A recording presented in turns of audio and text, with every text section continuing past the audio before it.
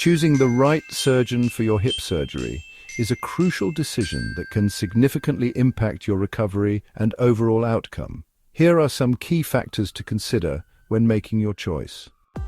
First, ensure that the surgeon is fully qualified and registered with the General Medical Council. You can check their credentials online to verify their qualifications and experience. Next, look for a surgeon who specializes in hip surgeries. Specialists are more likely to be up to date with the latest techniques and have more experience in performing the specific procedure you need. It's also important to consider the hospital or clinic where the surgery will take place. Make sure it has a good reputation and is equipped with the latest technology and facilities.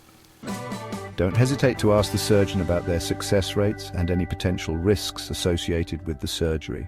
A good surgeon will be transparent and willing to discuss these details with you. Finally, consider seeking a second opinion. This can provide you with additional perspectives and help you feel more confident in your decision.